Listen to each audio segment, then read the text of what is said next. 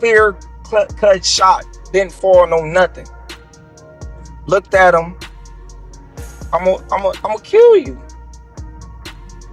They grab me. Don't grab me. Let me go. Tell me this. How can a person that's... You have 4 children? Yeah, I have. You have 3 children. You have 7? Yes. 10 kids. 7? Yeah. Oh my God. Yeah. He hasn't stopped. Yeah. I think Have you stopped now? Is that enough? What? Do you have 4 kids. kids? Or? I don't know. Right. If God bless me with another one, then so be it.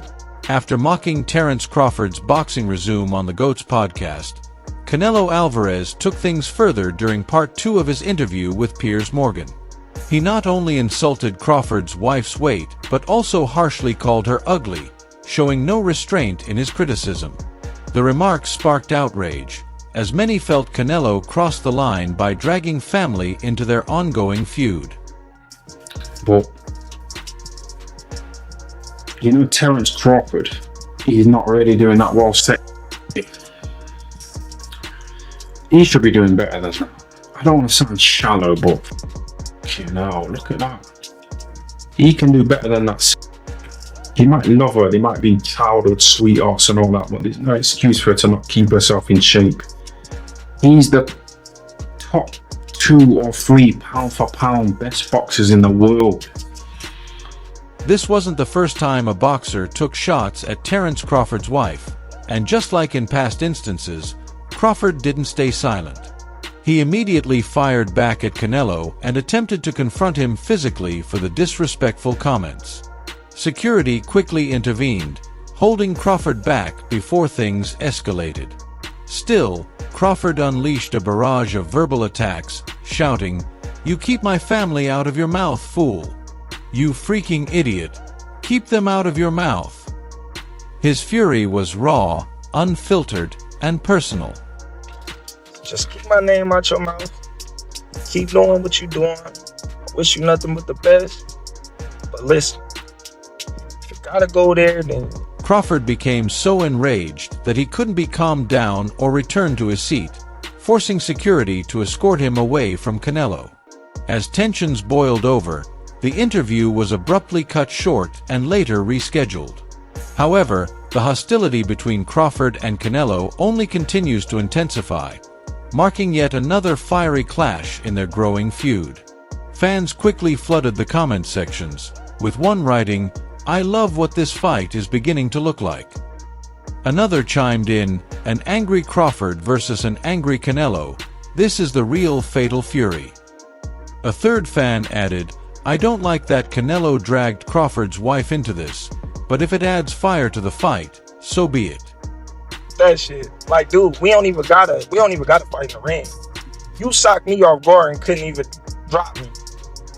If we was to fight right now in the streets, I'll break your neck. And that's on my kids. And you know it, I know it, and the whole world know it. And I'm not talking about no fighting in the ring.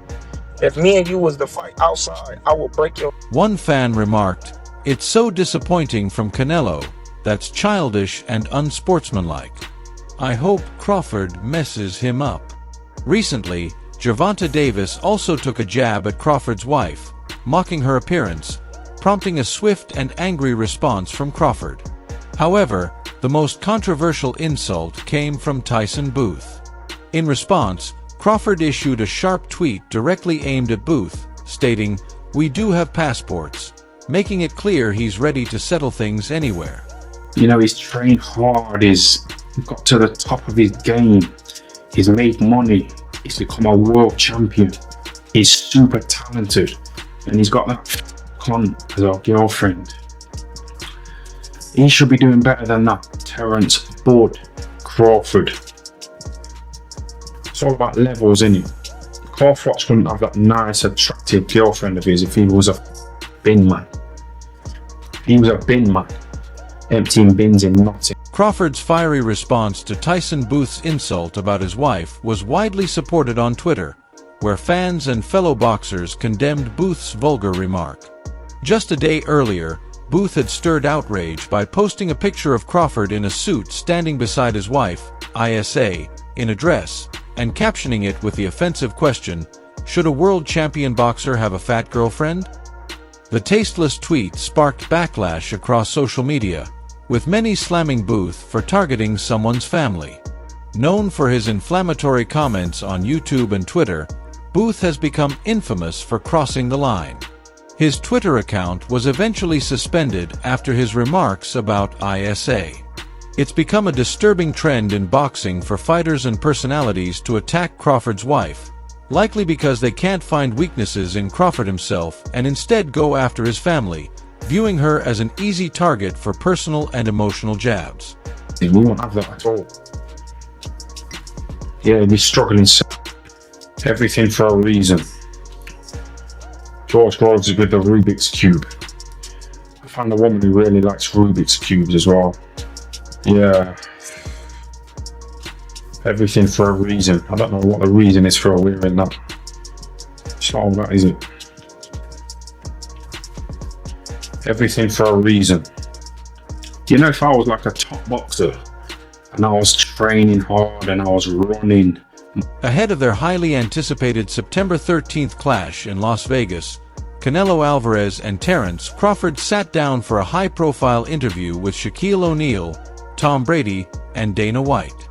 During the conversation, Canelo praised Crawford's skills but didn't hold back in questioning the quality of his past opponents. He openly doubted whether any of them were truly world-class. While Crawford has notable wins over names like Errol Spence Jr., Amir Khan, Kell Brook, Sean Porter, and Jeff Horn, Canelo remained unimpressed.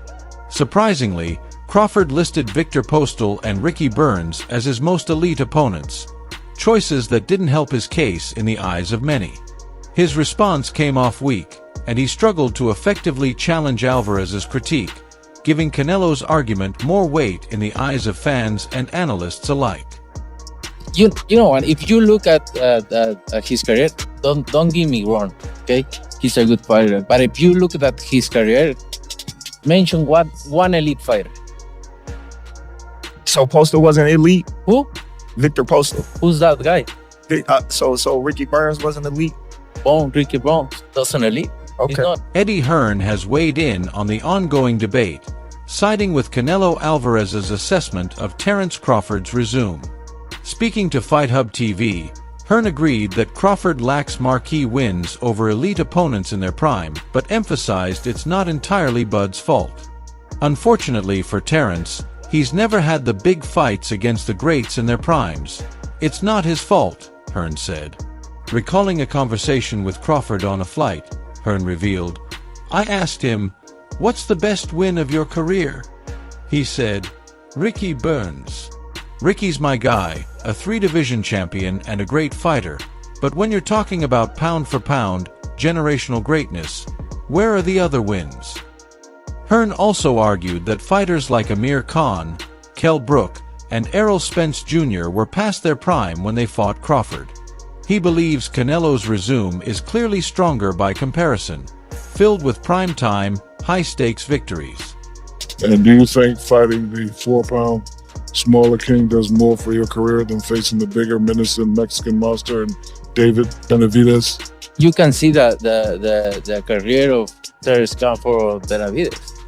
Terrence Crawford is undisputed champion in 2 weight classes, many championship fights. So he bring me something to the table. This fight is deeply personal for Terrence Crawford, a chance to silence critics and prove himself among the all-time greats. If he beats Canelo Alvarez, there's no denying his place as a pound-for-pound elite. Still, when comparing resumes, Crawford's achievements pale in contrast to Canelo's. It's like chalk and cheese. On September 13th, Crawford will have the opportunity to rewrite the narrative, but the challenge is immense. He'll be moving up 2 weight divisions, which adds another layer of difficulty. Yet, if anyone can rise to the moment, it's Crawford. He has always delivered under the brightest lights.